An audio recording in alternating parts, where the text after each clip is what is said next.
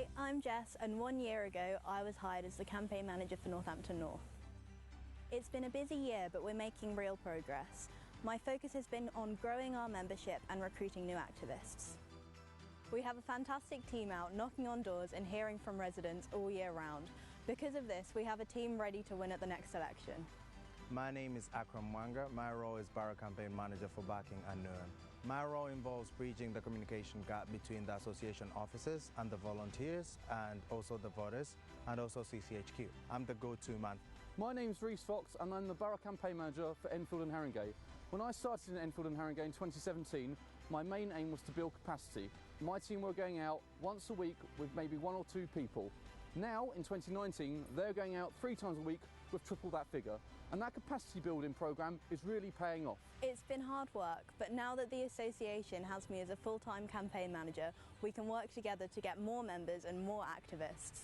And it's working. We've managed to grow our membership by more than a third in just 12 months. It's partly because of the approach we take. I'm a big believer in making campaigning fun.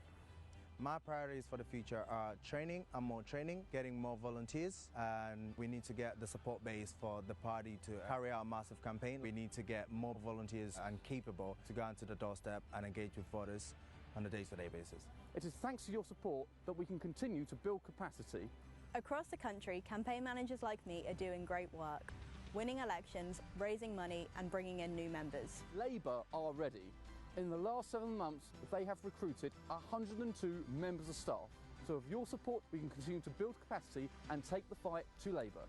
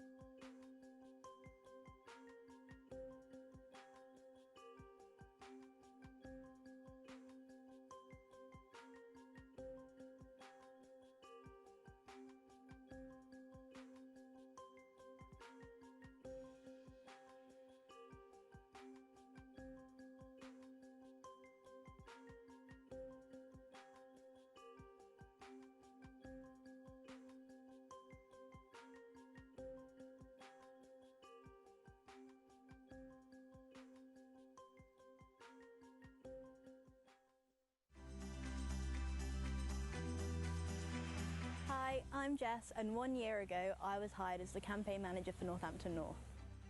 It's been a busy year, but we're making real progress. My focus has been on growing our membership and recruiting new activists. We have a fantastic team out knocking on doors and hearing from residents all year round. Because of this, we have a team ready to win at the next election. My name is Akram Mwanga. My role is Borough Campaign Manager for Barking and Newham. My role involves bridging the communication gap between the association officers and the volunteers, and also the voters, and also CCHQ. I'm the go-to man. My name's Rhys Fox, and I'm the Borough Campaign Manager for Enfield and Haringey. When I started in Enfield and Haringey in 2017, my main aim was to build capacity. My team were going out once a week with maybe 1 or 2 people. Now, in 2019, they're going out 3 times a week with triple that figure. And that capacity building programme is really paying off. It's been hard work, but now that the association has me as a full-time campaign manager, we can work together to get more members and more activists. And it's working. We've managed to grow our membership by more than a third in just 12 months. It's partly because of the approach we take. I'm a big believer in making campaigning fun. My priorities for the future are training and more training, getting more volunteers, and we need to get the support base for the party to carry out a massive campaign. We need to get more volunteers and capable to go onto the doorstep and engage with voters on a day-to-day basis. It is thanks to your support that we can continue to build capacity. Across the country, campaign managers like me are doing great work, winning elections, raising money and bringing in new members. Labour are ready. In the last 7 months, they have recruited 102 members of staff. So with your support, we can continue to build capacity and take the fight to Labour.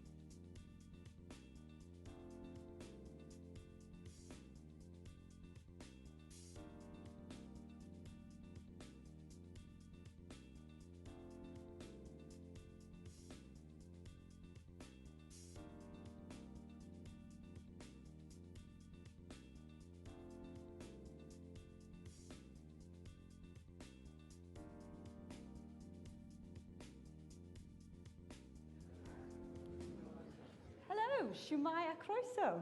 I'm Hannah Vaughan-Jones, and I'm going to be hosting the hustings this evening. I've been hosting several of them that you might have seen up and down the country so far. Welsh by marriage, if not by birth, sadly. Nevertheless, I'm going to talk you through the format first of all before we actually get on with it and actually hear from the candidates. So very similar to what you may have seen already, we will first of all hear a short campaign video. The candidates go one after the other, and first up we'll have Jeremy Hunt. So campaign video, then a short speech, then time for some interview with me, and then the floor comes to you as well. And then as soon as that section's finished, then we move straight on to Boris Johnson as well. So please don't get up and think that you've got time for coffee. You don't. We're going straight on. When it comes to the questions from you, thank you to those of you who've already submitted questions, and we'll try and get through as many of them as possible. There should be time for more questions from the floor as well. So do please remember that the wider British electorate is relying on you to choose the right Prime Minister for us, and the British press, I can tell you, are relying on you to scrutinise where they haven't perhaps had the chance to do so themselves in some cases. Now, before, again, we get to hear from the candidates themselves, a couple of speeches for you, so please join me in welcoming the Chairman of the Welsh Conservatives, Byron Davies.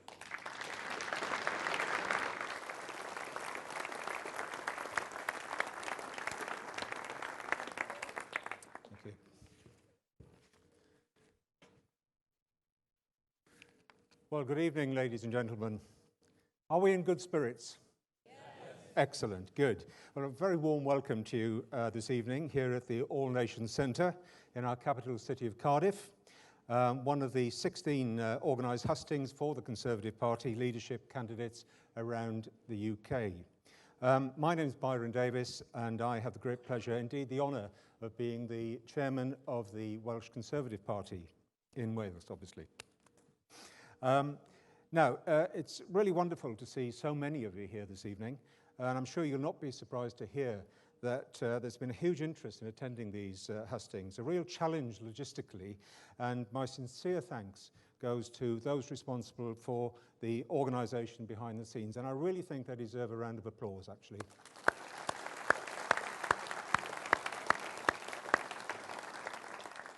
It's indeed heartwarming in these challenging times to see our members engaging on such a massive scale.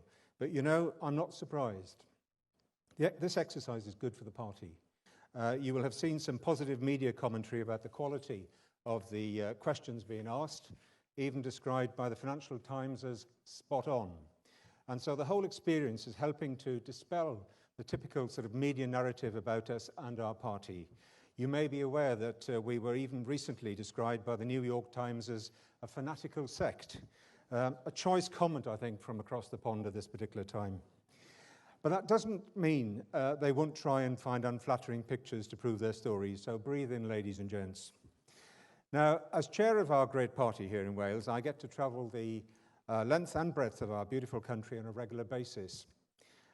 What I see is a party consisting of engaged and engaging men and women of all groups, from all sections of society, united by their belief in our country, the union, our institutions, an unshakable tradition of public service, and an admirable commitment to campaigning in all weathers.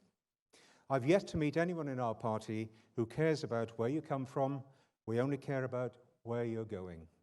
There is, ladies and gentlemen, far more that unites us than divides us, and as Lord Hailsham once said, conservatism is not so much a philosophy as an attitude, a constant force performing a timeless function in the development of a free society. We are here to undertake a serious duty as part of that commitment to a free society, because we are not just electing a new party leader. As Hannah has already said, we are electing a Prime Minister. The country expects us to ensure that this process is rigorous. We need a Prime Minister who will deliver Brexit. We need a Prime Minister that will beat our political opponents and further ensure that the keys to number 10 are denied to the fiscally incompetent and hate-generating party on the opposition front bench. Those of us who knock on doors week in and week out know all too well that they are far less committed to that free society than we are.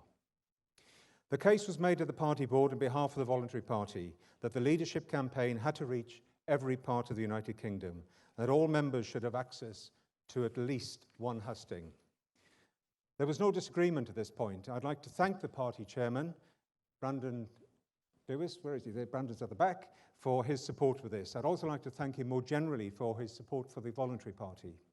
Yes, it would have been good to have held one in Llandudno. Yes, it would have been good to have held one in Llanrydnod Wells. But we have to be realistic here, and I'm delighted that you've all made the journey to Cardiff this evening. Now, before I hand back to Hannah, I have just two things to say to you. It's a kind of favour to ask of you, actually. First of all, on the 1st of August, we have a very important by-election in Brecon and Radnorshire. And Chris Davis has been re-adopted as the candidate there. And I would ask you, if you have spare time between now and the 1st of August, to actually volunteer to do some work, whether it's just sort of putting posters up, or whether it's just putting something into an envelope, or indeed turning out and knocking on doors. I know that Brecon and Radnorshire will be delighted to have your support. So that's my first question to you. And the second one is, you will see on your seat that you have these Campaign Manager Fund leaflets. Can you please take a moment to read it? And I really do mean read it, and please support this initiative. It's had an enormous effect. We've got a handful of campaign managers here in Wales. It's had a dramatic effect on what we do in terms of getting candidates to stand in all sorts of seats at all levels of council, and it really is important. These people work very, very hard for us, but you know, it's a hugely expensive undertaking, and we are reliant on others to help us at the moment. So if you can help out with that, I'd be really, really grateful. So without further ado, enjoy your event. It is your event and your opportunity. Diolch yn fawr iawn i chi. Byron, thank you. And now we're going to hear from the chairman of the Conservative Party, Brandon Lewis. Brandon.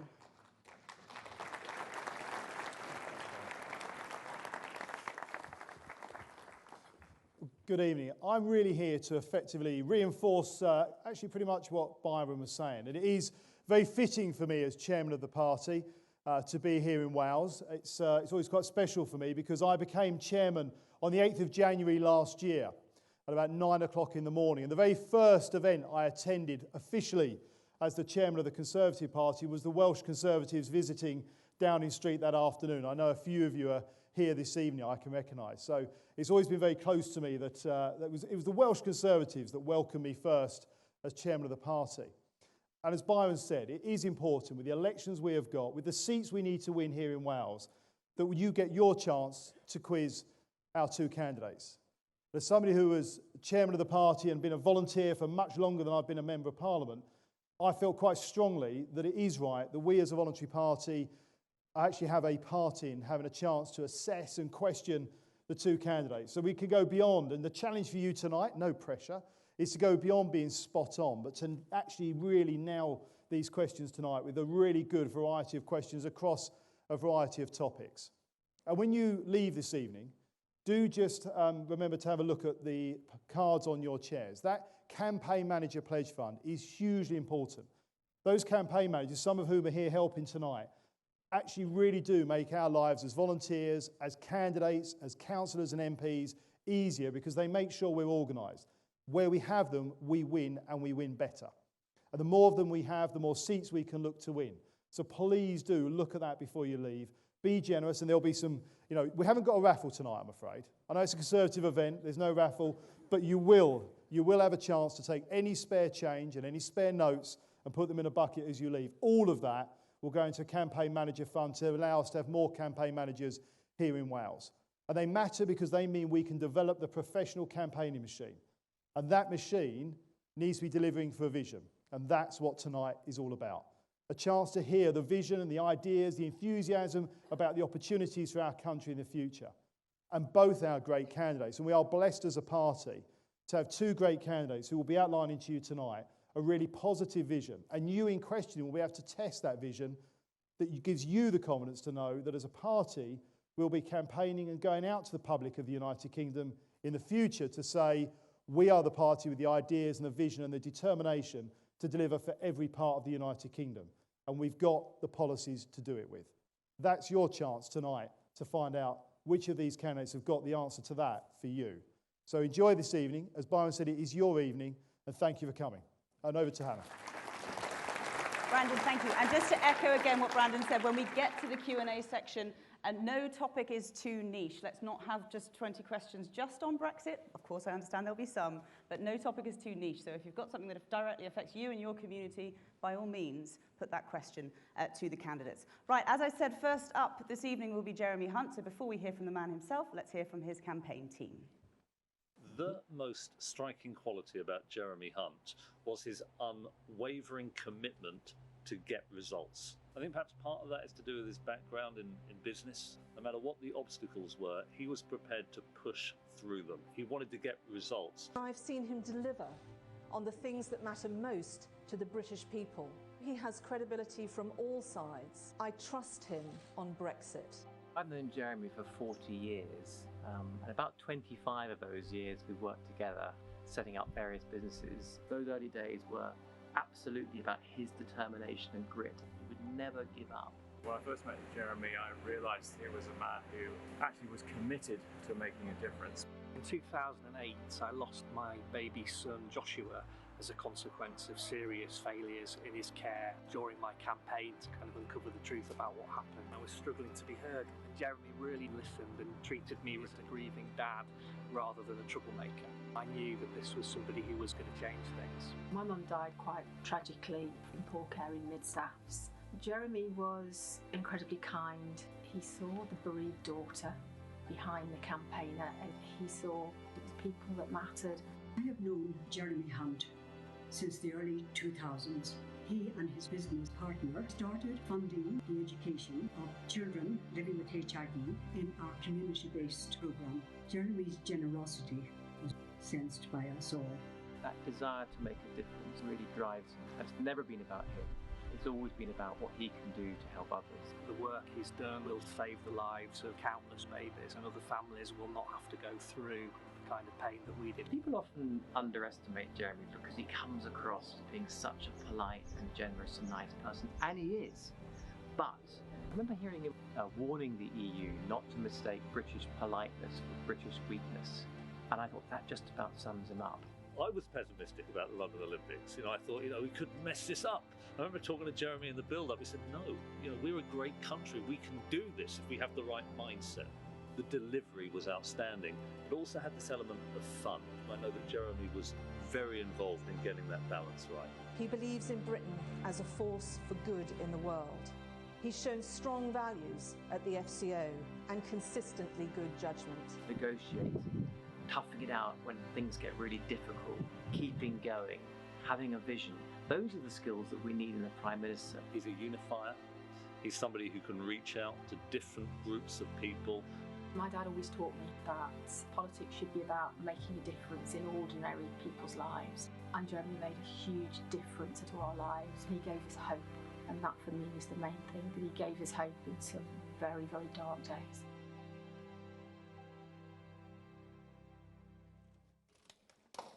Hunt.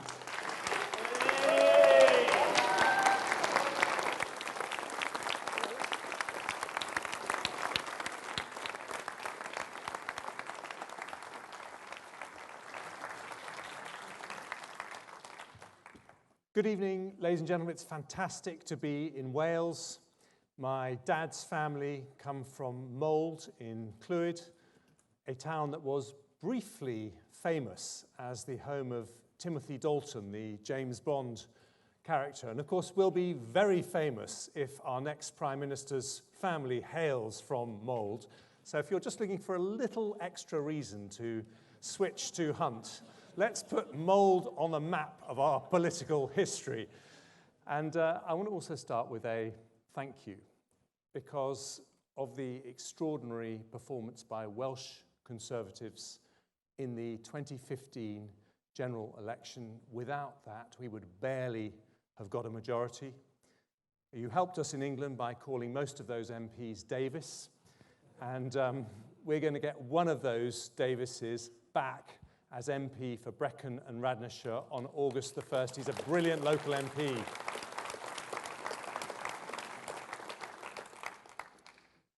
Now, I'm here this evening to tell you what I want to change in our country as Prime Minister. And to govern is to choose, and I have chosen 4 priorities which I want to tell you about, but none of those are possible until we deliver Brexit. And when it comes to Brexit, on no deal, there isn't a big difference between me and Boris. Neither of us want it, but both of us recognise that if that is the only way to leave the EU, then that is what we must do. But the real choice is which is the Prime Minister we think gives us the best chance of avoiding those difficult choices by negotiating a deal. If you choose me, I'll be the first Prime Minister who has a background as an entrepreneur. Now, I just want to do something that I've been doing at these hustings. Just put up your hand if you have set up your own business. Let's just see. Just look around. That says so much about our Conservative family, a party of doers, wealth creators who make things happen.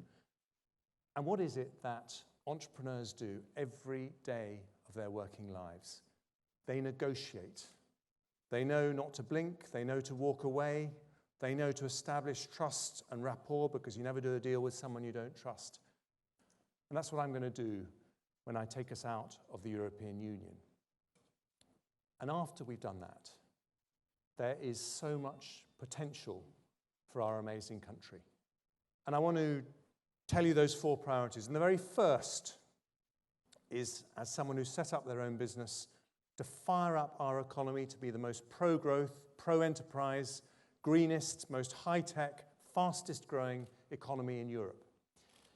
Now, if you look at our country, we have the top universities in Europe, some of the top universities in the world. You've got Cardiff here, fantastic university.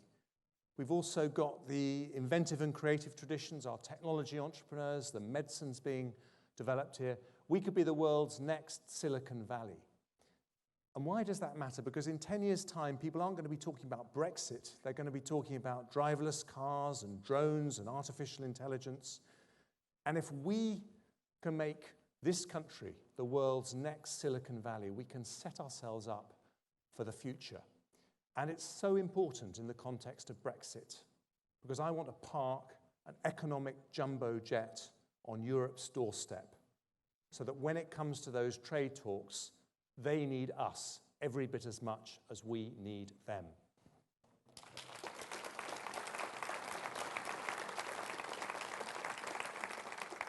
And then my second priority, as the son of a naval officer, a Welsh naval officer, I want our country to walk tall in the world. And thanks to the service of his generation, we won the Cold War. That was a generation that never took peace for granted, and nor will I as Prime Minister, which is why I've said I'll increase the proportion of our GDP that we spend on defence. But when it comes to Brexit, there's a very, very important reason why we need to do that. Because we need to send a signal to the world that Britain, that country that has always done so much to stand up for democratic values and the security needed to underpin them, Britain is back, Britain is here, and Britain's voice is strong in the world. And that's what I'll make sure happens. And then my third priority, and this is actually a devolved matter, but I want to mention it anyway, because I believe that as Conservatives, we need to show that we have not just an economic mission. You saw those hands going up. You know how we can create wealth, but also a social mission. And still, in both England and Wales, nearly a quarter of our primary school leavers leave unable to read or write properly. And that is a terrible shame for them for the rest of their lives. And I want us to be the Conservative government that abolishes the scourge of illiteracy, something we can deliver in England, campaign for in Wales, and show people not just that we're wealth creators, but our true, compassionate, Conservative values. And then my final priority, and this is actually a political priority for us, the Conservative Party. I promise you that I will not take our party into a general election until we've got more young people to vote Conservative.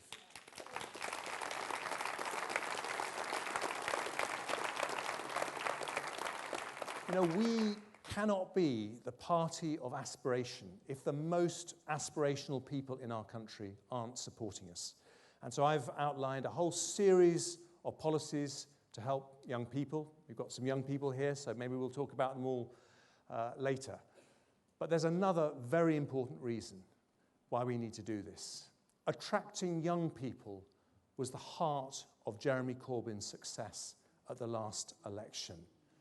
Ignore that, and we ignore the crocodile lurking under the water of British politics, the most ruthless, dangerous, anti-British, anti-Western, hard-left Labour Party we've ever seen in our history.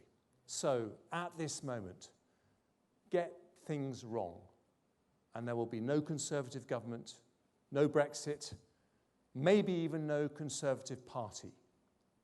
But get it right, and we will deliver Brexit, unite our party, unleash the potential of our amazing country, and send Corbyn packing.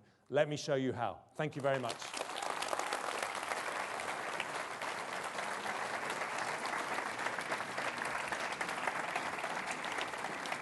Foreign Secretary, welcome.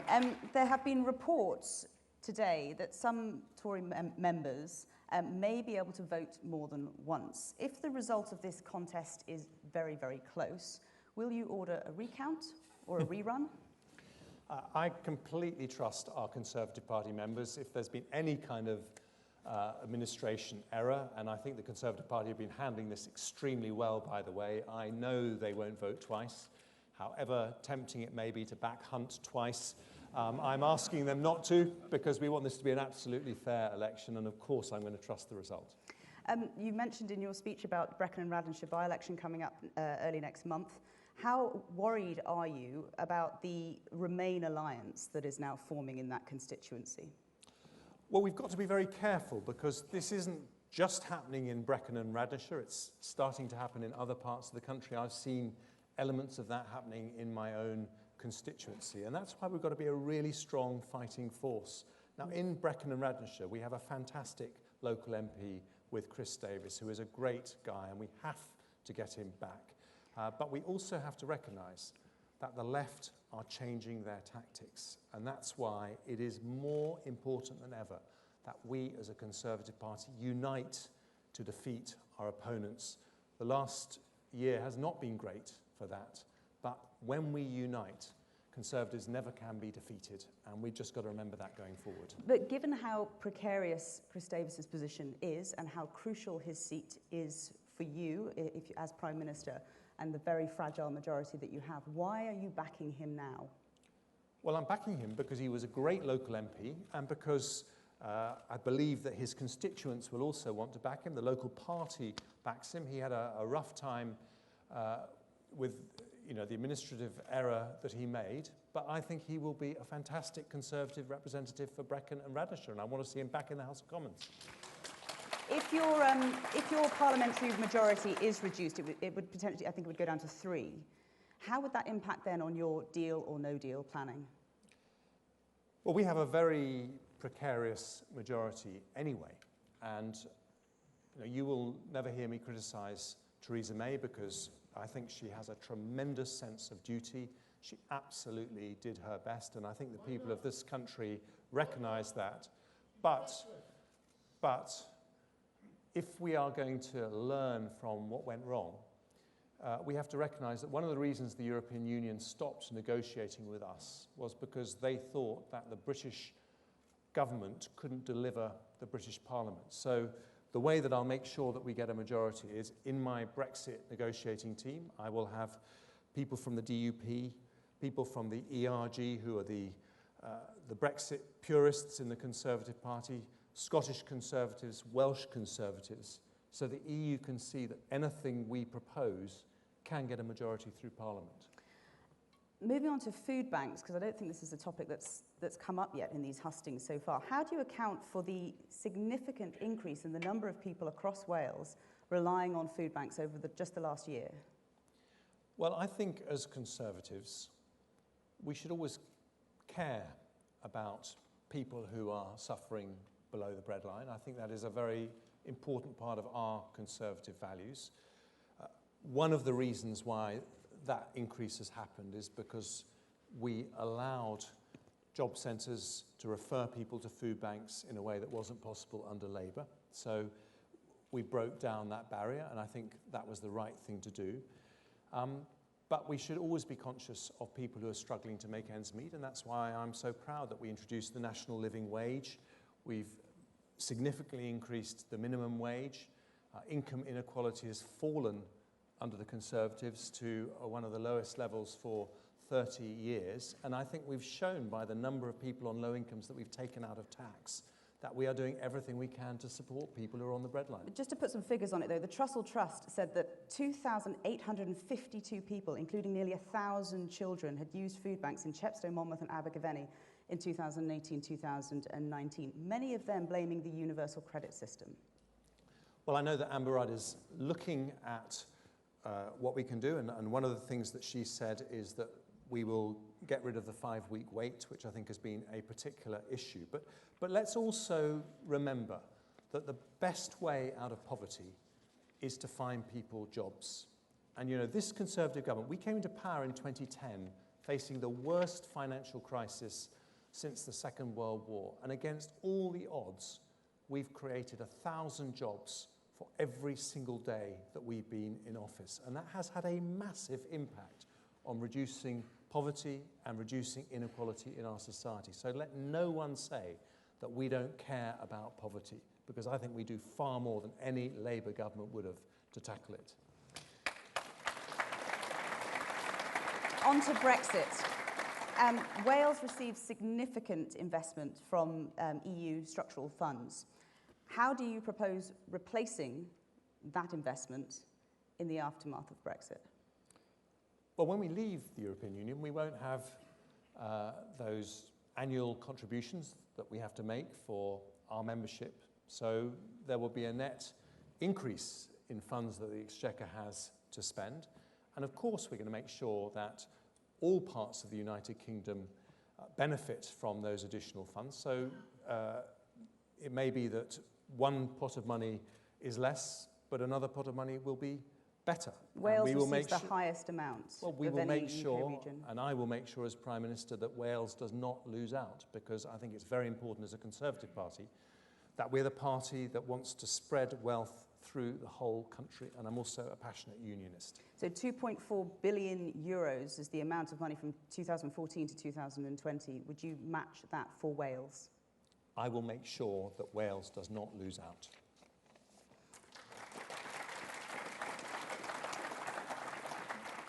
I'm going to stay with another Welsh question. The M4 Relief Road has been axed by the Welsh Government after 30 years of talks. Would you encourage the revival of these talks?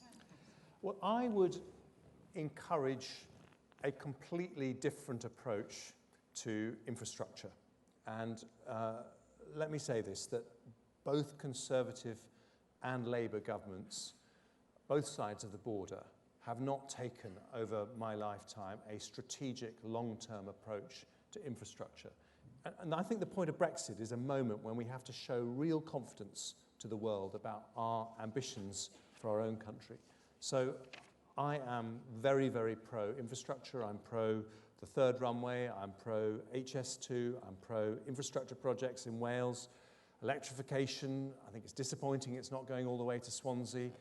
I think that we need to be thinking not just about the next 5 years, but about the next 25 years when we do these projects, and make sure that we have a properly connected UK. My understanding is that the environmentalists are celebrating the sort of demise of the relief road planning, yet the damage potentially to the economy, to business, to tourism is something that other people are very upset about. Which side do you fall down on? Well, the way you help the environment is not by damaging the economy.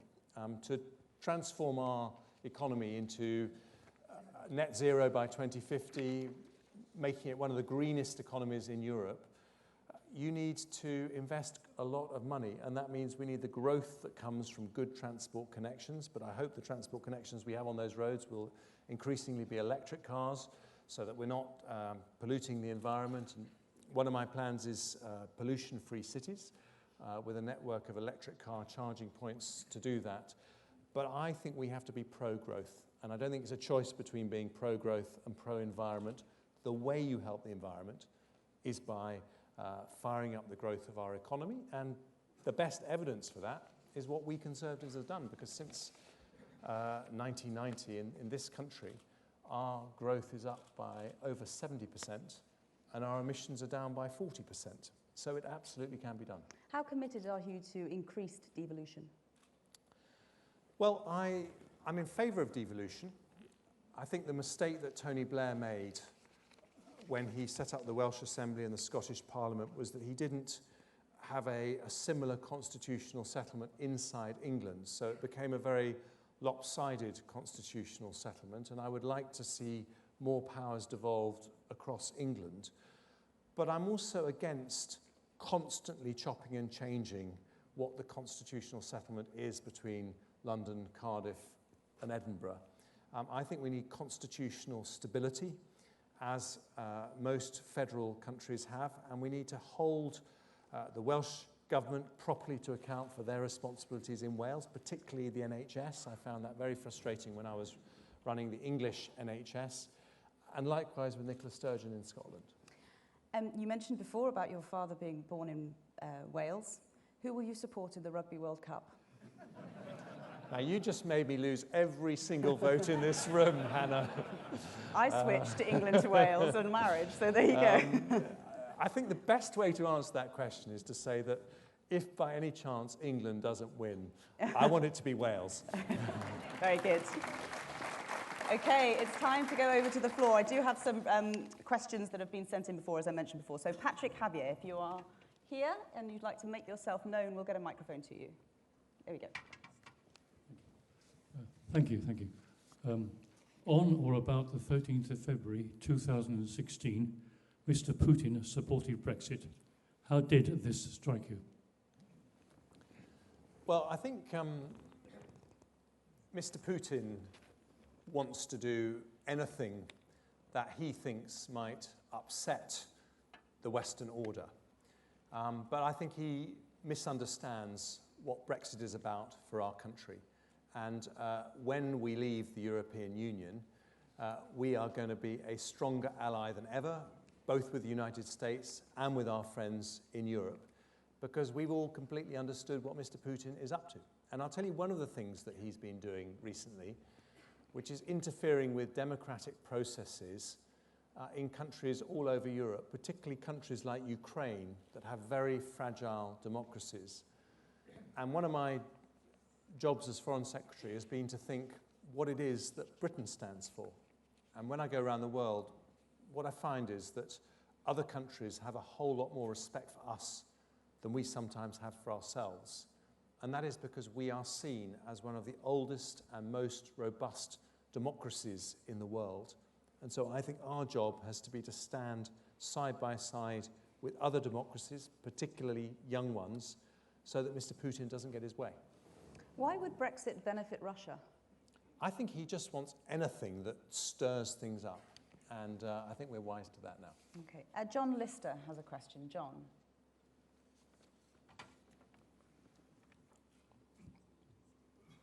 Yes, Mr. Hunt.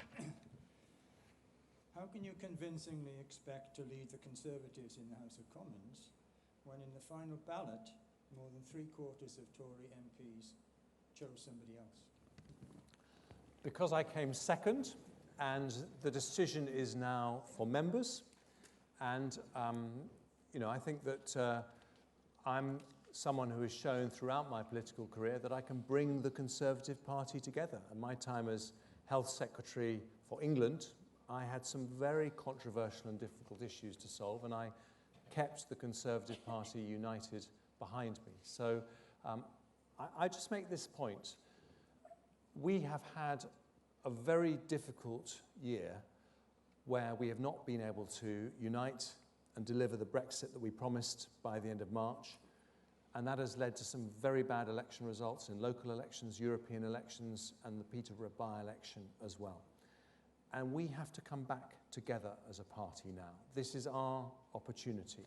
And we have great traditions of radicalism, great One Nation traditions. We have Remainers, we have Brexiteers, Now we have to put that behind us. So if Boris wins, I will happily serve under Boris. If I win, I hope he will happily serve under me, because we have to come together. It's the only way we can succeed as a party. David Eggleton. David.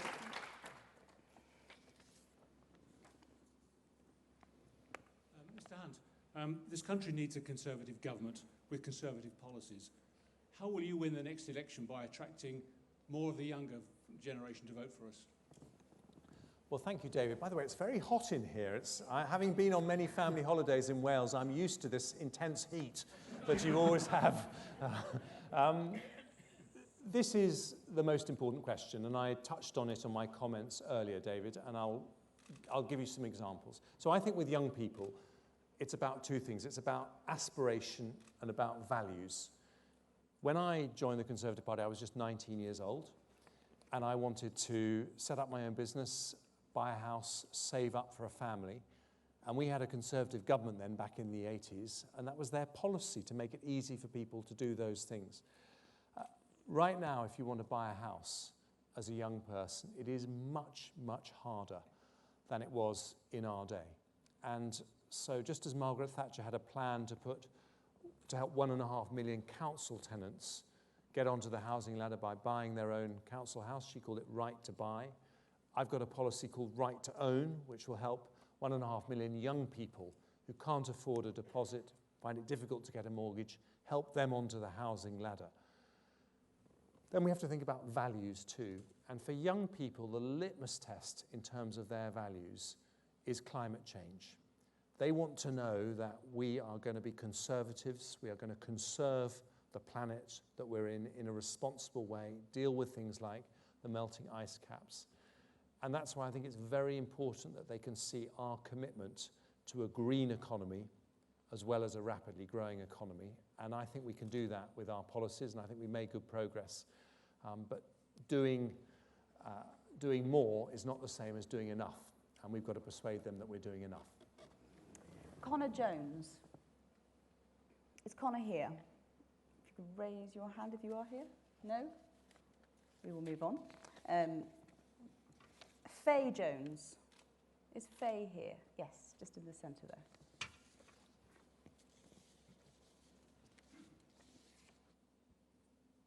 Mr. Hunt, I'm very proud of the taxes I pay to fund the National Health Service. How will you ensure that the NHS is not a commodity for sale within future trade deals? Thank you, Faye, and we will never do that. The NHS was founded in 1948 by a Welshman, sadly the wrong party, but nonetheless it was a fine thing that he did. And it is part of our DNA because, you know, the NHS was only the 6th health service anywhere in the world that offered free care at the point of use. And it's come to define that fundamental fairness in our values that no matter how ill you get, you don't have to worry about paying the bills. So we will never allow it to be sold off. Whatever trade deals we negotiate with President Trump or anyone else, that is not going to be on the table. But let me say something else about the NHS. In my last few months as Health Secretary, I negotiated the biggest funding increase for the NHS in its history.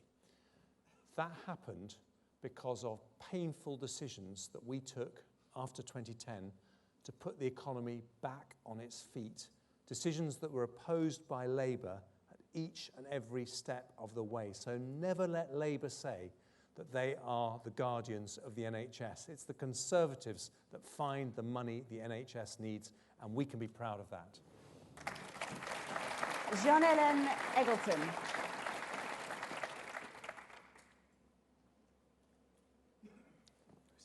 Jean-Hélène.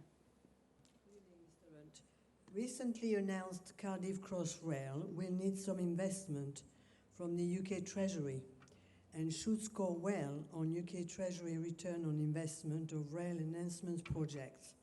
Will you agree to this investment? Well, there's nothing like being put on the spot, Jean-Hélène.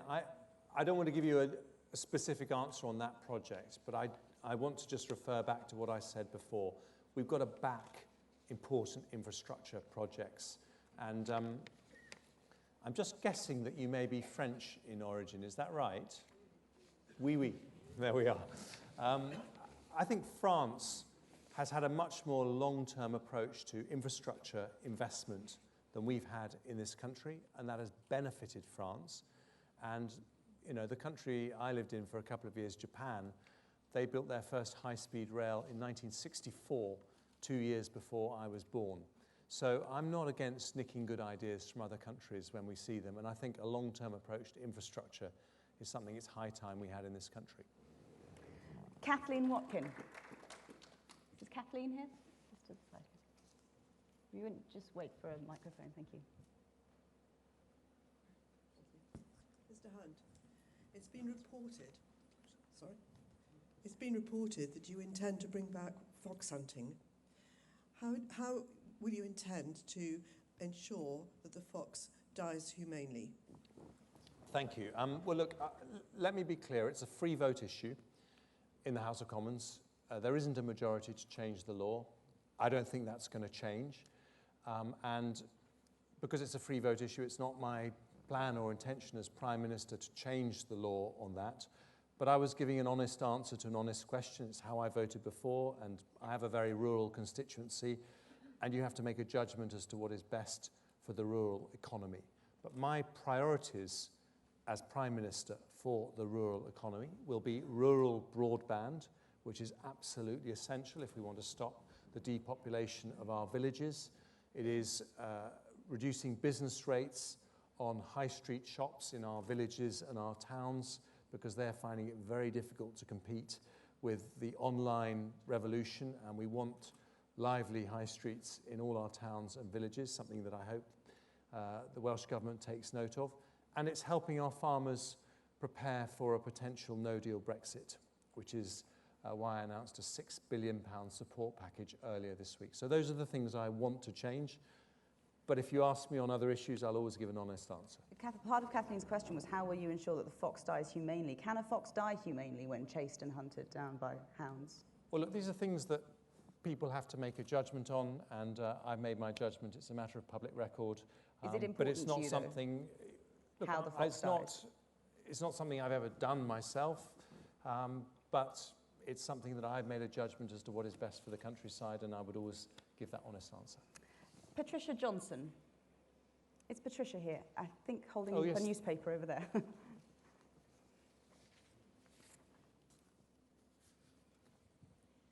Mr. Hunt, I'm astounded that any MP voted for the punishing withdrawal agreement negotiated by the EU. You did vote for this treaty.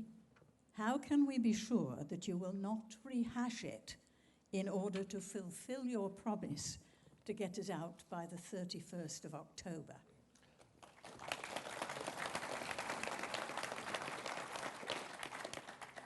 Well, I did vote for it, and as a matter of information, so did the next speaker vote for it as well. And I think the reason that we both voted for it was because in the end we wanted us to have left the EU by now. It wasn't a perfect agreement, and I was never happy with the backstop, and I argued against it in Cabinet. And I won't bring it back to Parliament because it won't get through. So we have to learn from what went wrong. We have to do things differently.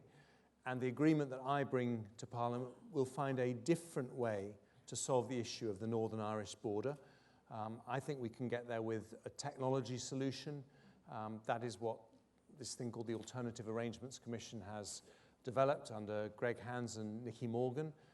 And I think we can preserve the Belfast Good Friday Agreement by doing that. I actually think that approach could work for all our UK borders and mean that we have frictionless trade with our friends in Europe. So that's the way I would approach it, and I think that is the deal that can get through the House of Commons. Carolyn Webster, just over to my left, far left. Good evening, Mr. Hunt. The 2% NATO target set was politically driven and not capability required. It is a political ambition of yours to raise that figure. To what level and how is that achievable? Well, thank you, Carolyn. Very important question.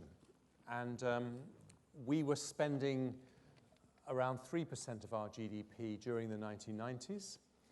And I've said that I'm willing to increase our 2% to 2.5% over a 5-year period, which would be an increase of £15 billion for our defence budget. And that is partly because the world is becoming a more dangerous place. If you look at what's happening in Russia, the Middle East, changes that are happening. But there's another reason as well, which is that at the point of Brexit, people are wondering what sort of country Britain's going to be. And alongside the United States, we are one of the 2 countries that has really shaped the modern world. And if you look at the dramatic increase in peace and prosperity that we've seen since the D-Day landings that we were celebrating just a few weeks ago, that is because of a world order that the UK and the US have created. And I want Britain's voice to be strong in the world. I think that we have a special global vocation, and that means that we have to invest properly in defence because we're one of the few countries that's willing to do that. So that's why I'll make that commitment.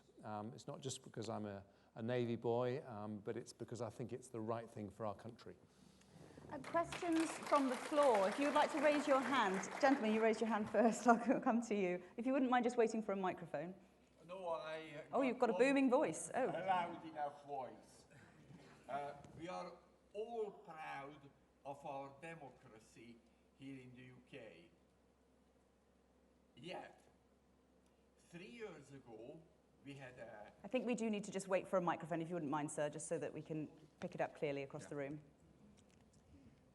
3 years ago, we had a decision on Brexit.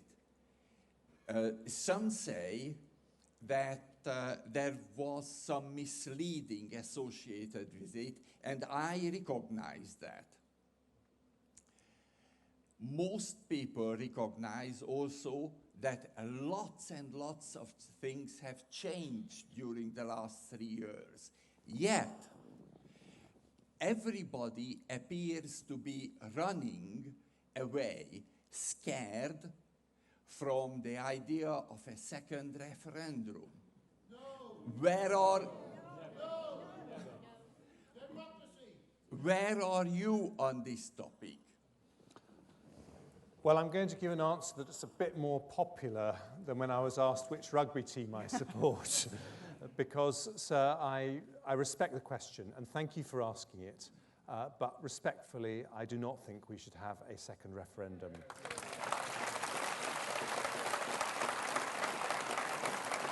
I'll come... And let me explain to you why. First of all, very directly to answer your question, I think there were some exaggerated claims made on both sides in that referendum campaign, just as there are in general elections.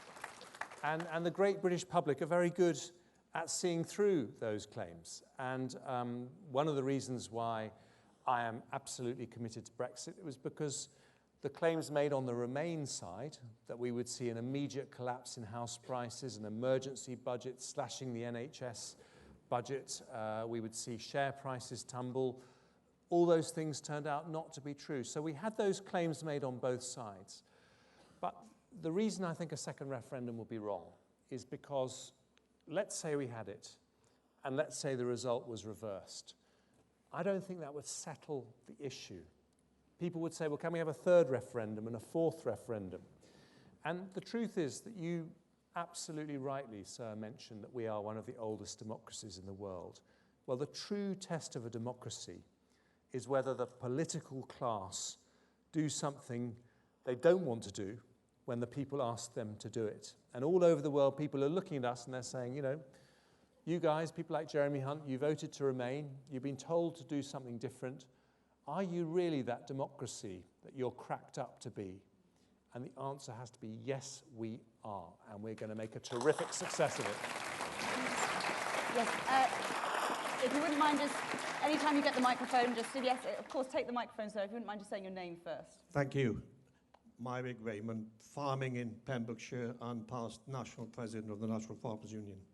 I don't need to say to you, Mr. Hunt, that agriculture is extremely important to the Welsh economy, and that British farmers produce food to the highest standard of anywhere in the world. Thank you for your possible commitment of a possible additional level of support for farming post-Brexit. But my question to you, Mr. Hunt, is this, moving on from the support. Will you allow cheaper food produced to much lower standards and possible environmental damage in parts of the world, like South America, to be imported into the UK and undercut our British farmers? Well,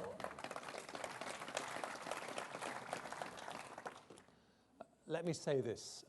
I do not believe that anyone in the UK wants to see Brexit as the moment when we lower our food standards. I think we have incredibly high standards in this country, not just Welsh lamb and all the amazing things that are produced in Welsh farms, but across the UK, and I think that is what British consumers want. And I think it's also important because we want you to be able to continue exporting your products across Europe, which are very, very important markets for you as well. So maintaining those standards will help us deliver that frictionless trade. But I do think there are exciting opportunities from doing trade deals with other countries in our post-Brexit Britain, and we'll have some tough negotiations to do those, but with me as Prime Minister, that won't be about lowering standards. The gentleman with his hand up there in the dark suit. Again, if you could stand up and just say your name first, please. Christopher Harris, Cardiff. For the last 9 years, we've been focusing on cutting the deficit. You announced some spending plans. Do you not fear that will create a narrative for Labour that austerity has been a political choice rather than a necessity? Well, look, you're absolutely right, if I may say, that we must never lose our hard-won reputation for responsibility. And I'm a businessman who always paid my bills, and we must always do that as a country. And it is fundamentally unconservative to pay for things by racking up bills for future generations. So my fiscal rules are that we must continue to reduce debt as a proportion of GDP over the cycle, because that's the responsible thing to do. But thanks to the prudence that we've shown over the last 9 years, there is a bit more headroom in our national accounts. And I do think that we should use some of that to make money available for public services that have particularly suffered in the last few years. And I think that two of the areas in England that have particularly suffered are police numbers and the social care system. I think one of the areas in Wales that has suffered because of decisions made by the Welsh Government is the NHS. And so I think this is a moment to put that right. The lady here in the second row.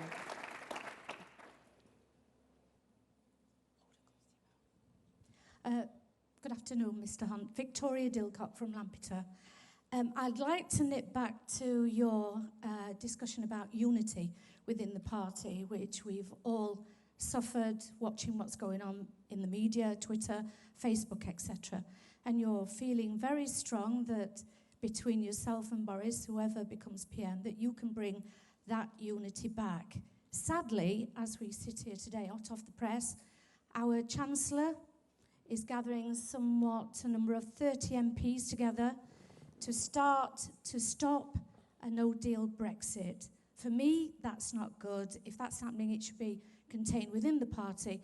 And I would hope that yourself, Boris, or Brandon Lewis can nip this in the bud, because you will continue to lose party members unless we do see unity now.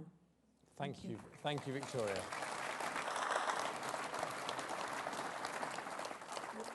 Well, two brief points about that. First of all, I completely agree with you. And to my colleagues who worry about a no-deal Brexit, I say that if you take no deal off the table, you just make it harder to get a deal, and you actually make a disorderly Brexit more likely. But I just want to make a general point about unity, because the genius of our party has been that we've been a broad church for many years. And we've always had in our party, you know, the radical Thatcherite tradition, you know, people like Norman Tebbit and John Redwood. And we've had the One Nation tradition, people like Ken Clarke. And our genius has been to recognize that if you put those two traditions together, we are absolutely unstoppable as a party. So we need to remember that, remember the virtues of being a broad church, and also remember that without that unity, we will never deliver Brexit. And so that's why right now it is the most important thing. Final question to the gentleman in the front row here. Just at the front row, please. If we can get a microphone here.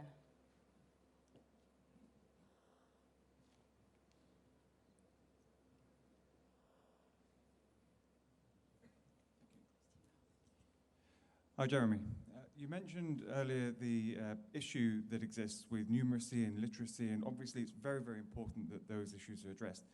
But I attended an event at Carmarthen Velodrome, which is a 3D printing initiative spearheaded by Swansea University, and they're absolutely fantastic, particularly their engineering department.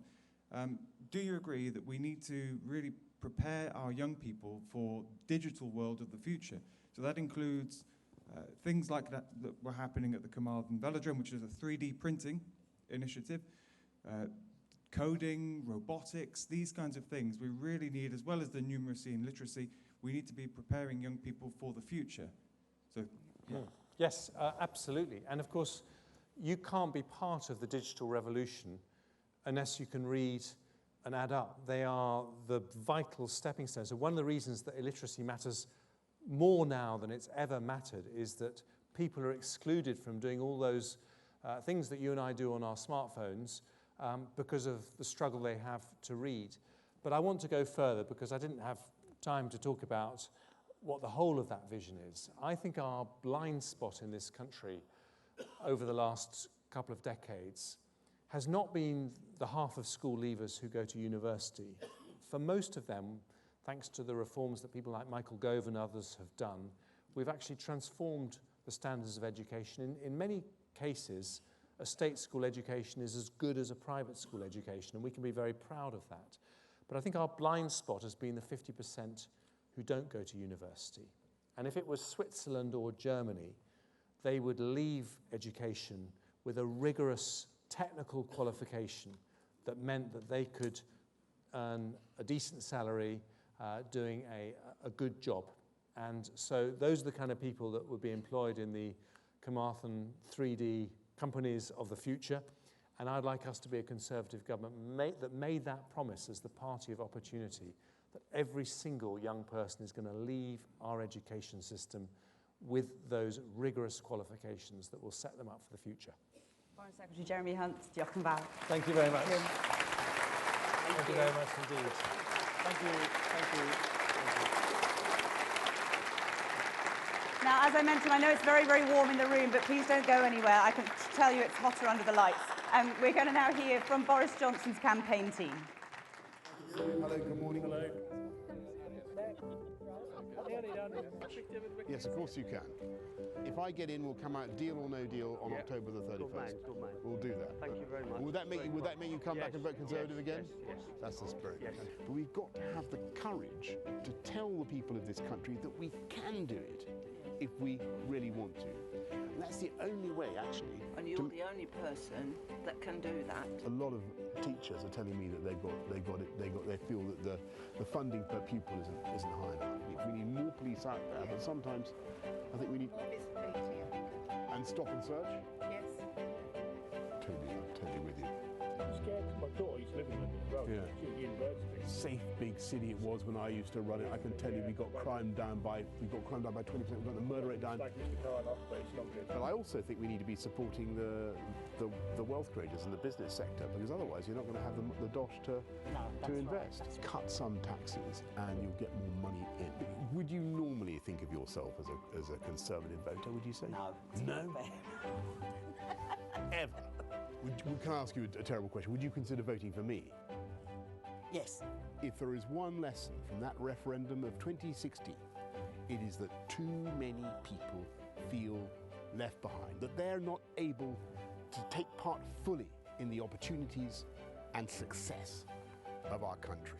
That's why now is the time to unite our society and unite our country, to build the infrastructure, to invest in education, to improve our environment and to support our fantastic NHS, to lift everyone in our country, and of course also to make sure that we support our wealth creators and the businesses that make that investment possible. Now is the time for us to believe in ourselves and what we can do. And that's why I am standing to be leader of the Conservative Party. Please welcome Boris Johnson.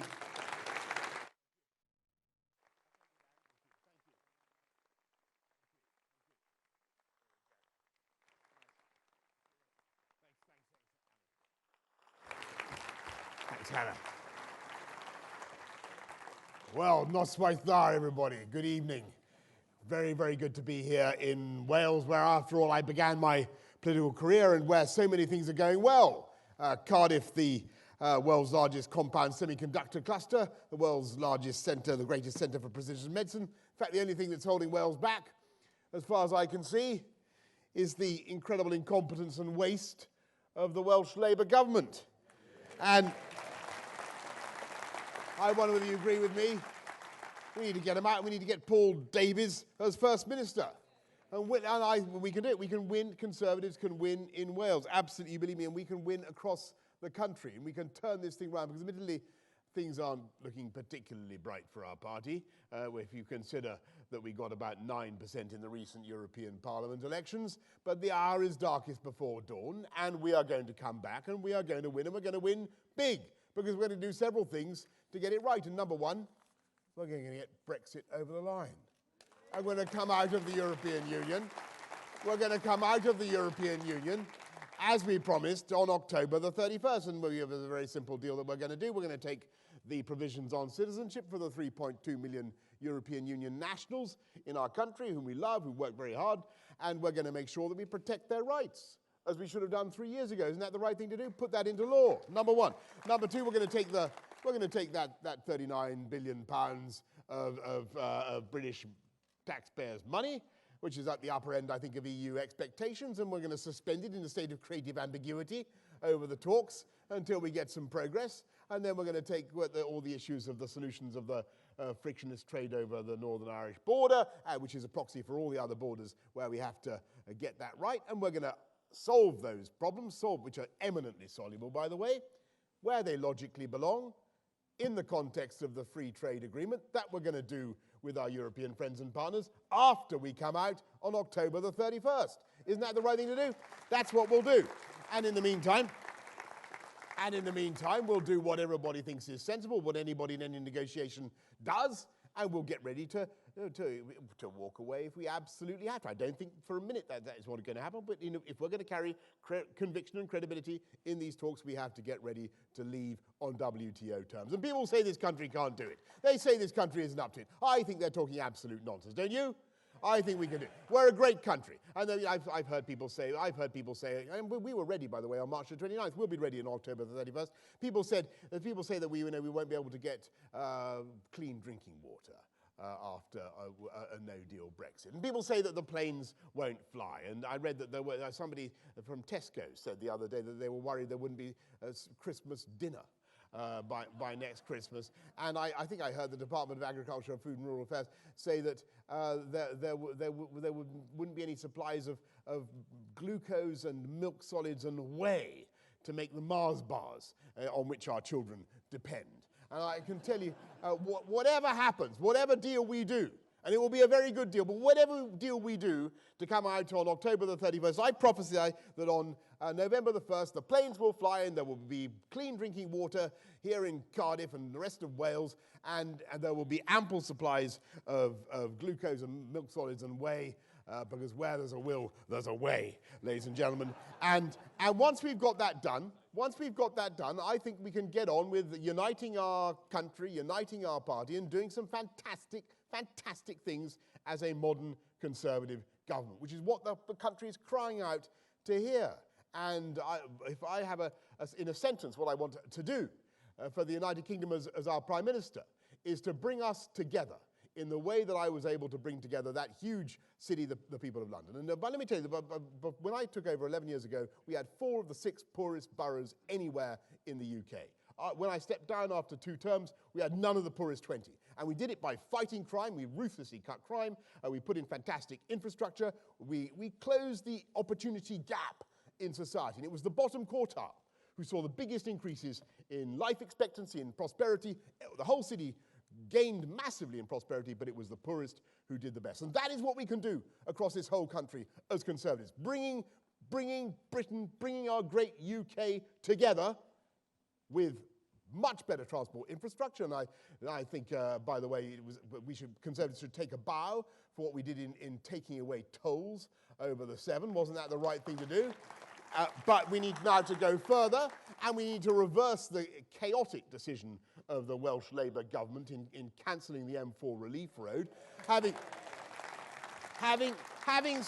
squandered £144 million on a study into this. I couldn't believe this when my friend Alan told me this earlier on. We've got to reverse that, get the M4 Relief Road done, get all sorts of fantastic infrastructure projects done, and of course we've got to put in full fibre broadband across the country, across the whole of the UK. It's an absolute disgrace that here in the UK, where we pioneered the World Wide Web, we have only 7% coverage of full fibre broadband, whereas in Spain, they have 90%. There are pueblos of Andalusia that have far better connections and whole towns in Wales. We can do far, far better, and we will. And I also stress that we must lift up education funding across the whole of the UK. Too many rural areas in particular have fallen behind in their per capita funding, because we Conservatives believe in giving every child the same opportunity to make the most of their talents in life. And that is why education funding is so vital. And we do all those things.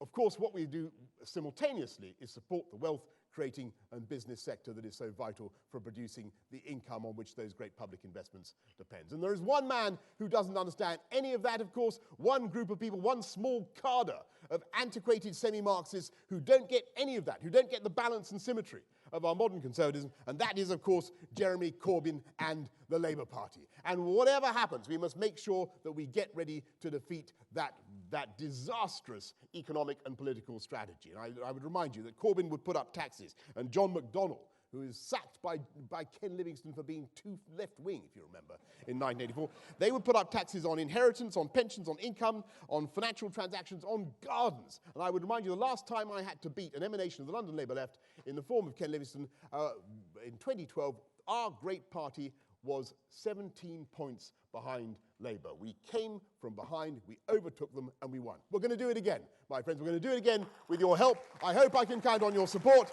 If I may say so, plaid ziwch Caedwadol ysgwelwch yn dda, and plaid ziwch Boris Johnson ysgwelwch yn dda. Thank you very much. Hi, Boris. Nice to see you. The Brecon-Radnorshire by-election could come in the very early days of your premiership. Hello. Why are you supporting this candidate at this time? Well, because Paul has been selected again, and I have a high... sorry, Chris has been selected again. Forgive me, Chris. Chris has been selected again, and I have a high... I was thinking Paul Davies, forgive me. It's another Davis. That's right. Chris has been selected again, and I have a high regard for him, and I will go out campaigning for him. Of course I will. If he loses and your parliamentary majority is reduced, how will that impact on your no deal or deal planning? Well, I will hope that very much that Chris wins, and I'll be campaigning for him.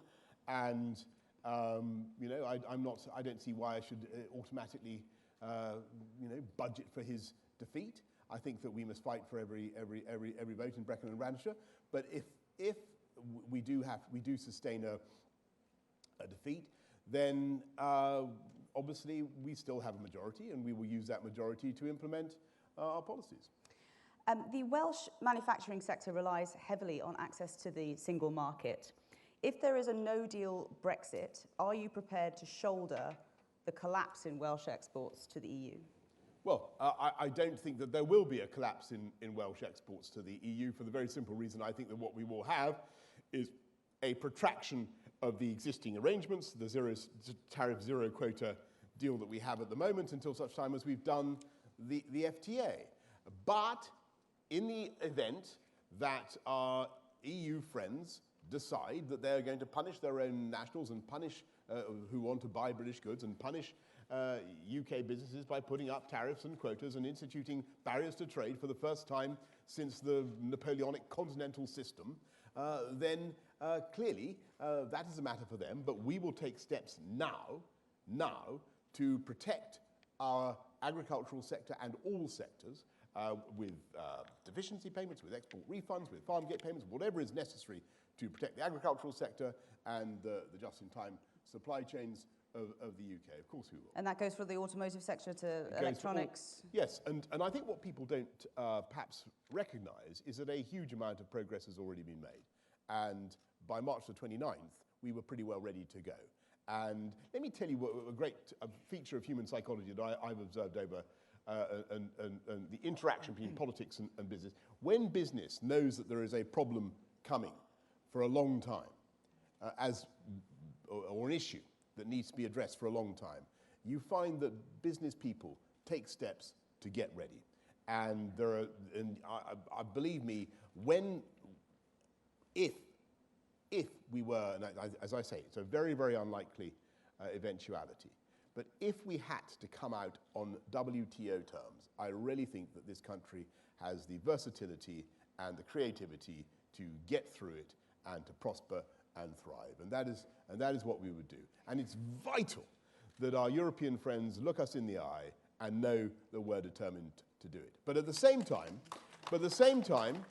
if we have to, but at the same time, we will do everything in our power to prepare the motor manufacturing sector, the agricultural sector, and all sectors that could be affected in any way. We had a question earlier for Jeremy Hunt from the audience asking about the growing number, it seems, of Tory MPs who are mounting a sort of a no-deal revolt. Have you sat down with your colleagues and tried to persuade them?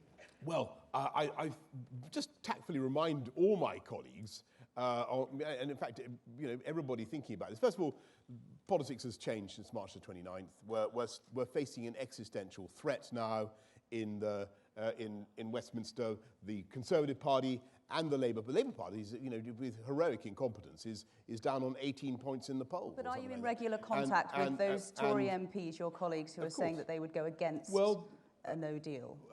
Of course, but I don't think that they will want to frustrate Brexit because, as I say, our party is facing an existential threat. We have the Brexit Party and the Liberal Democrats both taking votes from the Conservative Party for our failure to get Brexit over the line. If this goes on, we will never recover the trust in our party, and I don't think the political class will recover trust in the electorate from the electorate. And so I think actually the mood is changing. And on no deal, you may not remember this, but this was the official policy of the Conservative Party at the last election to get ready for a no-deal Brexit, and every member of the present cabinet has signed up to that. So there is a lot more talk about a vote of no confidence, though. Now, well, I think there will be an outbreak of common sense, and I think that which is lacking right now. I do think actually a lot of if I listen to my colleagues, and I'm in regular contact with many on both sides of the argument, and I just remind you that in this particular contest, I'm the candidate who represents the biggest spread of opinion. I have Remainers and Leavers, dozens on either side. I think I have more than half the parliamentary party 2 or 3 weeks ago. We now got far more than that who have come to our banner. So we represent a big coalition that is growing the whole time, and my duty is to love everybody up and bring them together and get this thing done in the national interest, and that's what we're going to do.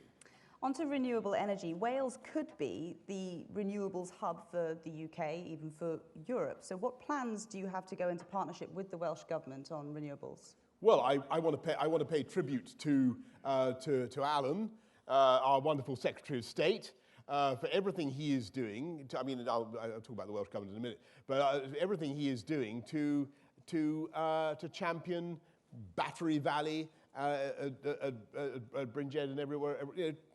This is the future for this whole UK. We are already, one of the things I've discovered in the course of this campaign is quite how far ahead the UK is in clean technology. I hadn't realized that most of revolutionary battery technology is already now being produced in the UK, to say nothing of revolutionary wind turbine design and much else besides. That is the future for sustainable, long-term, high-quality employment. And it's fantastic to see the way that's being championed in Wales. And of course I will work with the Welsh Government to help them with that ambition too. The UK government rejected the plans for the tidal lagoon Swansea Bay just last year. Will you reverse that? Well, if a way can be found to do the Swansea tidal lagoon that is cost effective, I mean, I've heard some pretty big figures quoted. £1.3 billion. I've heard a higher figure than that, but yeah, the 1.3 billion was the cost of the M4 relief road. We gave them that money. I've heard a much higher figure for the Swansea tidal lagoon. Alan, what's the figure for the Swansea tidal lagoon?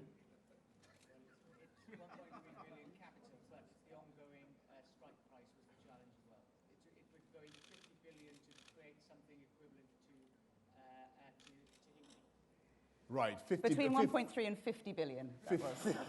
50. All I can say is 50 billion sounds to me quite a toppy sort of price. So I don't know whether you agree. If we can find a way of doing it that comes in at substantially less than 50 billion, then I'm all on. But in the meantime, I think that I would like to, as I've said, I'd like to see some progress on, fast progress on the M4 relief road. I think that was 1.4 billion. Okay, all right, 1.4 billion. But well, that was before they spent 144 million on a study, which got absolutely nowhere. So, I mean, that is quite incredible. For 144 million for a study, I do think that's So what would you do around reviving the talks? Well, for the relief road, this is reviving the talks for the relief road. It makes it sound like a sort of peace process. I think that we'd have to, as I understand the matter, it was the decision of the Welsh leader, the Labour leader here in Wales, to overturn the inspector's advice, overturn the planning advice, and scrap the project. I think that was a mistake. And I would urge him to reconsider. Doctor Who is made here in Cardiff. If you were the Doctor and you had your TARDIS, where would you go? Wow, what in time and space? I think I would go forward a year, just a year, to this wonderful country after we've left the European Union, post October the 25th. I would go forward. Just a little bit. I would go forward a year to a United Kingdom where we have pitchforked off the incubus of the Brexit debate. We've taken back. We're able to do our own free trade deals. We're able to legislate and regulate in the interests of cutting-edge British technology, whether it's renewables or whatever, or bioscience or medicine or whatever. We can do things in our own way. We'll be able to stimulate more shipbuilding, for instance, by no longer being subject to OJU processes. We'll be able to have our own immigration policy. We'll be able to do all sorts of things that we haven't been able to do before. And I think that the mood of this country will by then have perceptibly lightened.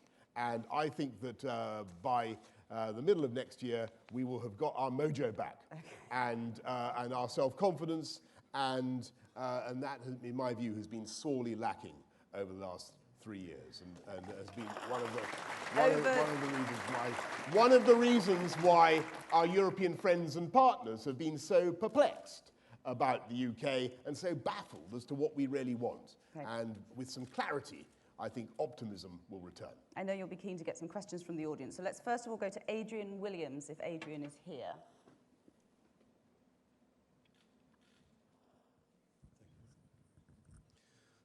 Mr. Johnson, do you feel that more advice is needed for smaller and medium-sized businesses to ensure all risks to the supply chain are identified, as government advice focuses primarily on HMRC issues? Well, I certainly think that we need to do more to support SMEs of all kinds, and one of the things that we are looking at actively is cutting corporation tax, reducing their tax burden, and also reducing business rates if we possibly can, because I do believe they fall very hard on small businesses. And if I may say so, I think that we have not yet found a way of fairly taxing the internet giants that are making huge amounts of money off the British consumer. And I'm a glutton for technology. I love the fact that this country attracts high-tech companies of all kinds, but I don't think that if we taxed Amazon or Netflix or Google or Facebook or whatever on their income in some reasonable way, I don't think that would deter them from the UK. Do you? Absolutely not. I think they'd still regard this market as pretty healthy. And so I think there's an unfairness towards SMEs at the moment, which I think we need to tackle. Rohit Nair, this front row, please.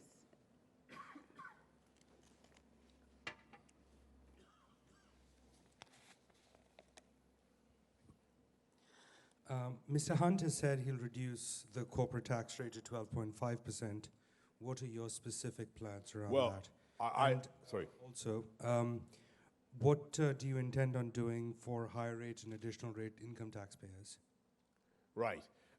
Thank you very much. Well, I've said what I've said about reducing corporation tax. I think we should reduce it, and every time you cut it, actually, corporation tax delivers more revenue.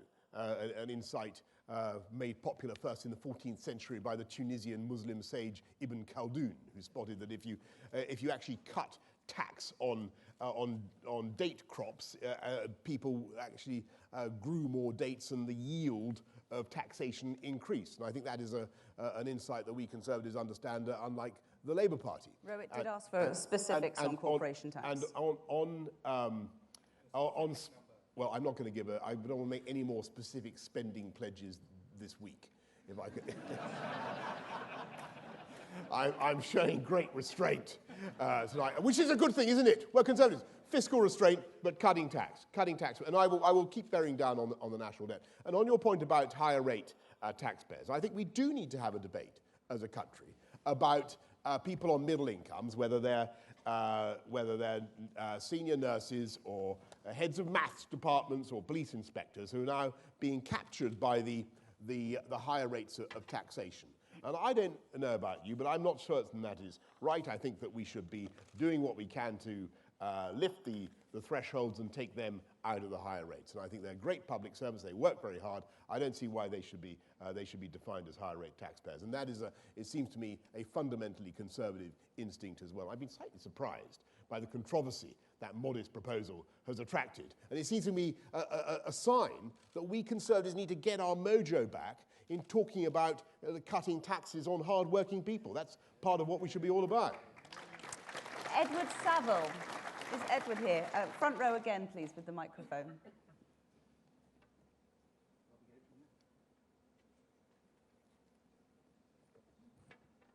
Thank you. Welsh opponents of Brexit have tried to convince people that money currently allocated to the EU to Wales will diminish in a post-Brexit Britain. Can you reassure the people of Wales that this will not be the case under your leadership? Absolutely. I can give that categorical reassurance that the Shared Prosperity Fund will continue. There will be the full allocation of funds for Wales. I think there may be some question about how exactly that money is dispensed, or by whom.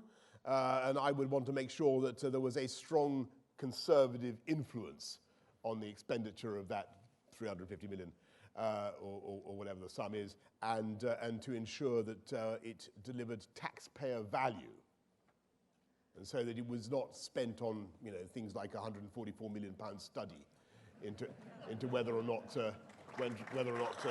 Can you match the EU structural funds? Do you catch my drift? Can you match the EU structural funding investment at the moment, which is €2.5 billion from 2014 to 2020? Yes, that's exactly the point I've just made, I think. So you would match that? Yes, and what I'm saying is that the Shared Prosperity Fund is there to replace the ESF and the ERDF funds that Wales has historically received. We will make sure that allocation continues. My only question, and I just chuck it out there, is how do we ensure that that money is wisely spent? And I think a Conservative eye to taxpayer value might be a good thing. Louise Grace. Is Louise here? Louise Grace. Yes, I heard a yes. Yes. Do you want? Okay, you don't wish to ask a question. Okay, that's fine. Let's go Well, on thank you for not asking me that question. Let's go on to Nick Evans. Is Nick Evans here?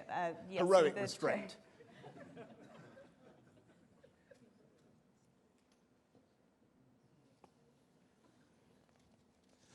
Mr. Johnson, one of our party's key electoral weapons is our reputation for fiscal responsibility. Yes. How will you maintain that reputation, particularly in light of the commitments you've made tonight and throughout the rest of your campaign? Thank you so much, and you're absolutely right to stress fiscal responsibility, and that's why throughout this campaign I have been much, much more restrained than a certain other campaign that I could mention, well, it's the only one left in this race, which has made much bigger spending commitments. We think that, and we know that we are well within the existing fiscal headroom. As everybody knows, thanks to the hard work of the British people, the prudence of successive Conservative chancellors, there is some cash now. I mean, the income exceeded revenues in February alone by about 14.5 billion. There's probably 26 billion knocking around in fiscal headroom. I think it's right. I don't know whether you agree, but I think it's right, given the disparities that have grown up, particularly in education funding, people's concern about frontline policing, the need for first-class infrastructure, full fibre broadband, the kind I've discussed. I think people would accept, even the most fiscally prudent Conservatives would accept that now is the time to make some good, wise investments that will drive productivity and growth of this country, and that's what we're going to do. Joel Varder.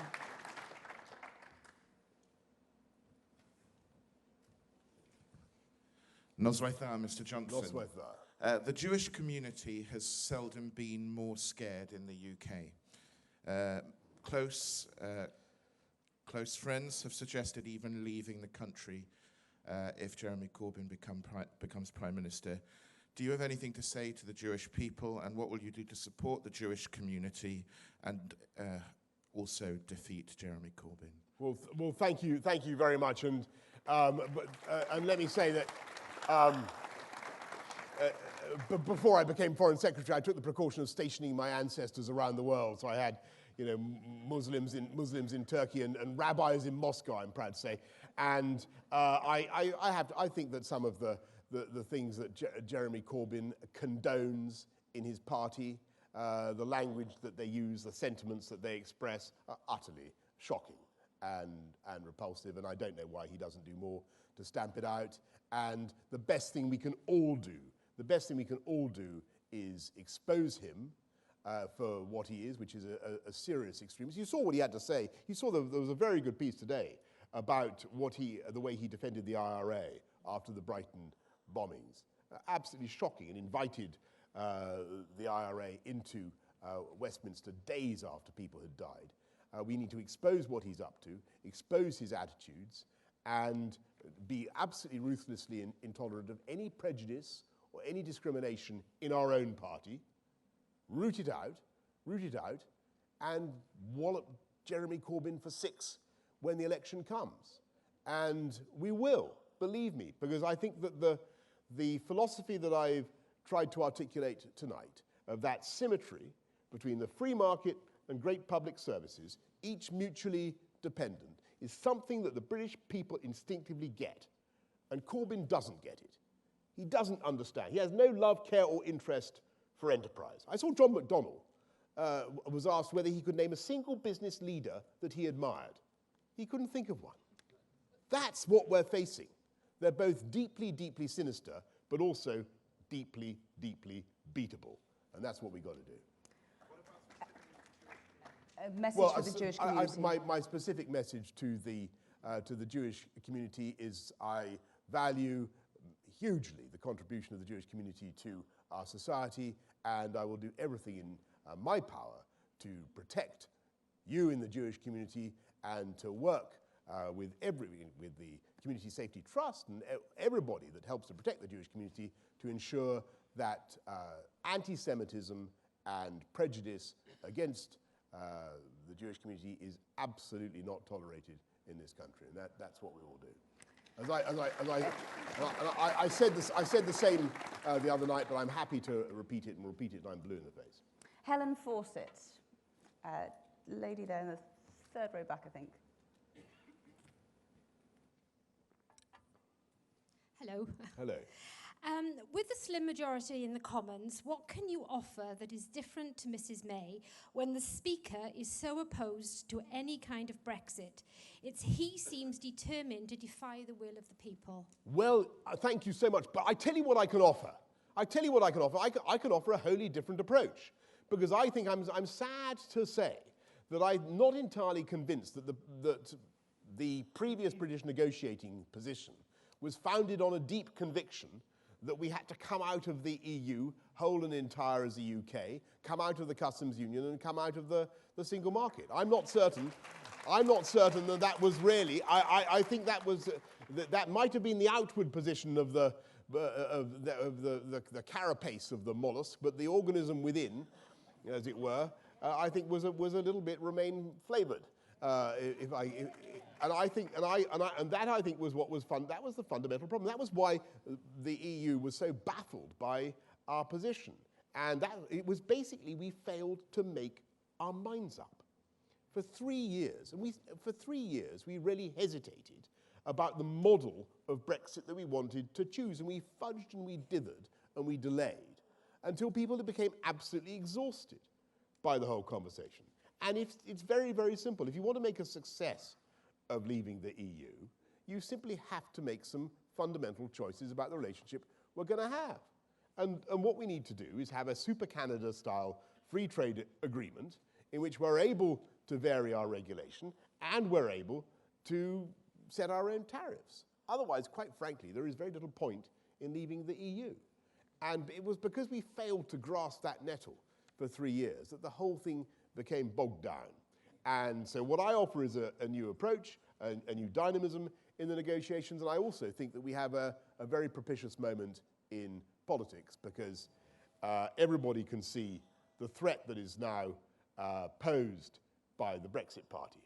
And huge numbers of good Conservative voters have gone across to them, as indeed large numbers of voters have gone across to the Liberal Democrats for symmetrical reasons, because of our failure to get Brexit done. Do it, and we win them back. And those two puffballs, the Brexit Party and the Liberal Democrats, we prick them. If that's what you do with a puffball. We will find that a lot of the anxiety comes out of the debate, a lot of the rancor, and we're able to go forward together. And that's the plan. So under Theresa May, Brexit didn't really mean Brexit. Well, I think that was what they call an axiomatic proposition, or something that was true in definition of the terms. But it didn't really. It wasn't.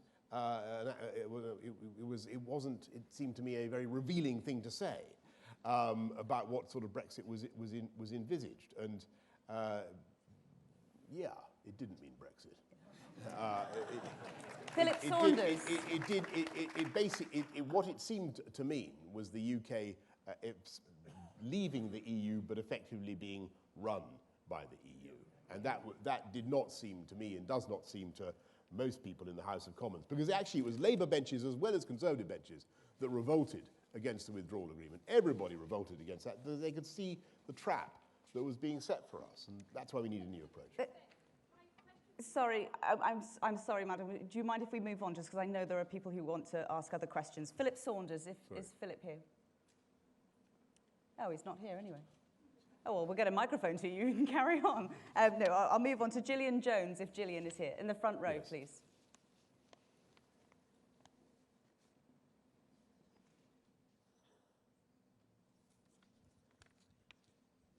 Good evening. Notwithstanding that it's a devolved issue here in Wales, I think adult social care is a really important issue that needs to be tackled. I'm not going to put you on the spot and ask for any figures or anything, but assuming we make some changes at some point, how would you countenance claims, the sort of claims we got in 2017, that those reforms to social care amount to a dementia tax? Well, I think, look, I thank you, and I agree with you that it's the number one issue, and it's come up again and again in the course of this election campaign. I think And clearly, it's something that we need to tackle as a country. Yes, we've put, I think, another 10 billion into it. We've another 3.9 billion recently. But plainly, there is a massive deficit. Local councils are facing huge pressures in coping with the cost of adult social care, and families face the fear.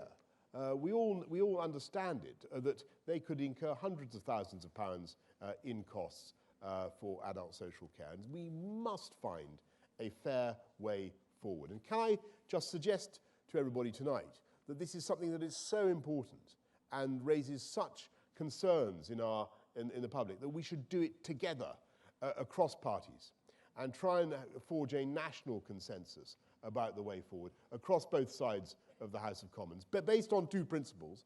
First of all, that everybody should have dignity and security in their old age. And second, that no one should face being evicted from their home to pay for social care. Those should be our two principles. Questions from the floor. A show of hands. Gentleman here in the peach shirt, I'm going to call it. Good evening, Mr. Johnson. Good evening, sir. As a very proud ex-serviceman, will you commit to ending the prosecution of former servicemen for acts of in cases of insurrection? Look, I think it is absolutely outrageous that people are being unfairly prosecuted for things they did whilst loyally, or alleged to have done, whilst loyally serving Queen and country many, many years ago, when there's no new evidence, when the charges are really being brought for political reasons, and when the cases have already been exhaustively investigated. So I will do absolutely anything I can to stop that practice. And we need to get Stormont up and running. We need to get Stormont up and running. We need to restore the government of Northern Ireland. But there's got to be a better way of doing it than dragging former soldiers before the courts when there's nothing new in the evidence before the courts and they've already been tried. Yeah. If you wouldn't mind just standing up, and then we'll get a microphone to you. You did catch my eye before, and then I'll move around. Thank you. Sam Trask, Chairman of Ron the Cunning South Conservative Federation. Good evening, Mr. Johnson. Good evening, sir. You said in your speech earlier that you believe we can win in Wales and that we can win big. It's been 20 years of devolution here in Wales, and all 20 of them have been either Labour or Labour and Plaid coalition. I'm from a part of this country where it's very difficult for us to win. So what would you do for us, the voluntary party in Wales, to empower us to win in Wales and return the first Conservative government to Cardiff Bay? Well, I would want to be backing you in any way that I can, and I would want to be stressing the achievements of Conservatives in Wales. And by the way, we can win. I mean, you know, when I first fought a Welsh seat in 1997, I fought Clwyd South, and Clwyd South fought back, and all the rest of it. It was very, very different. We had hardly any MPs in Wales, and I pay tribute to my colleagues in Westminster who are fighting and winning in Wales. And I pay tribute to Conservatives in the Welsh Assembly. I will help you in any way I can, and I think the way to do it is to focus on what Conservatives can offer by way of taxpayer value, by way of better government, better healthcare, better education, all the rest of it. Look at what the Welsh government is doing, and I will support you with, as I say, by backing Welsh infrastructure and showing that the Conservative government values Wales and that I believe passionately in the value of the union between England and Wales. And one of the things I'm going to do is set up a special unit in number 10 to sense, test and stress test every policy that we produce to show that it benefits the union. And that is absolutely vital, I think, for Conservative success in Wales. Yeah, the lady in the second row just to our left, the left of the stage. If you wouldn't mind just standing up, and then they can see where you are for a microphone. Good evening.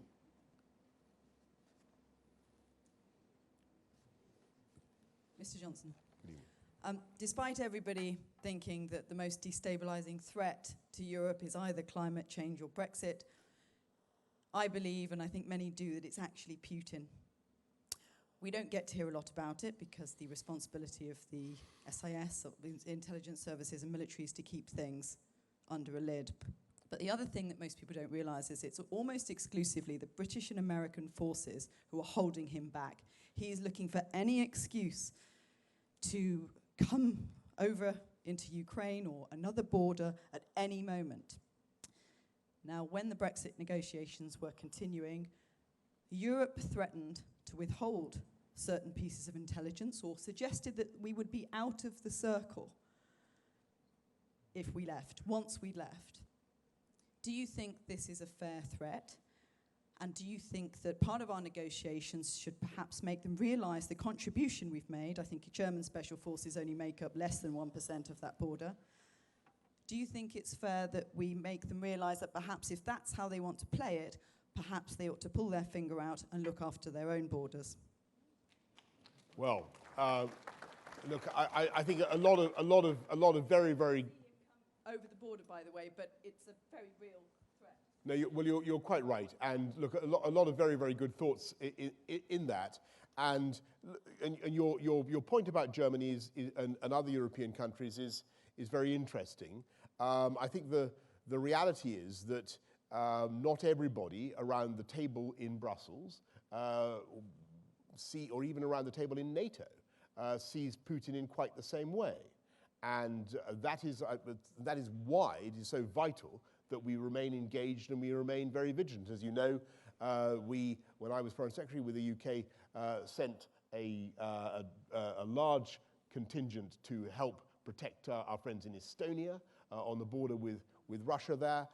We lead the whole of Europe in our cyber response, in counter Putin propaganda, because he's up to all sorts of mischief in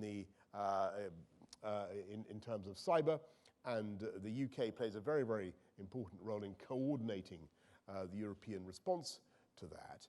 And of course, we were at the forefront of Putin's aggression when he decided to poison 2 innocent people in Salisbury, the Skripals, and then, as you know, an innocent member of the public lost their life, and that was something which caused international outrage, but it was quite striking that some European countries reacted very differently to others, and and I'm going to be careful what I say, but some European countries were more inclined to soft pedal than others. The French, the Germans were very good. The Poles were fantastic. There were many other countries that were fantastic. We got the support of 28 countries around the world, and all told, we were able to expel 153 Russian spies. Those countries did, in retaliation for what Putin had done in the UK. And that was a fantastic demonstration of solidarity and support for the UK. But the point I'm trying to make is it requires the UK to be very energetic with our friends and partners to keep pointing out the threat that Putin faces, because Germany has its interest with hydrocarbons, as you know. So do the Italians. The Greeks take a slightly different view. We have to keep pushing on that point, and we have to be very, very vigilant indeed. So you're entirely right to be very concerned, and you're entirely right that the UK should remain a leader in discussions with our European friends and partners in making them focus on the threat that Putin poses. One last question, because I did look at you before, Madam, and say yes, if you wouldn't mind just keeping it brief, because we are out of time. Are we? We are. What? I think we've been. How long have we been going? Well, my clock here says we're out of time, but if you're happy to stay, I don't know. Sure, I don't know. I thought. Should we try and do four more questions? I promise I will answer with staccato rapidity. Okay. Thank you. Good evening.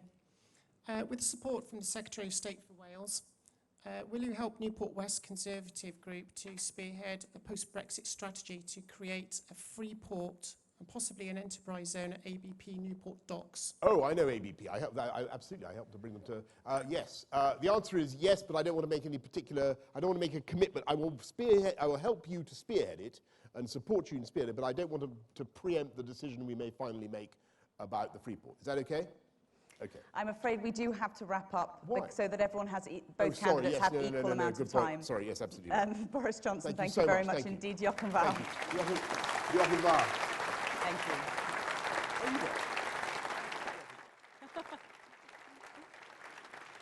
And my thanks to you as well. Thank you for your contribution. Make sure you vote. I'm sure you will. And have a very good Saturday evening.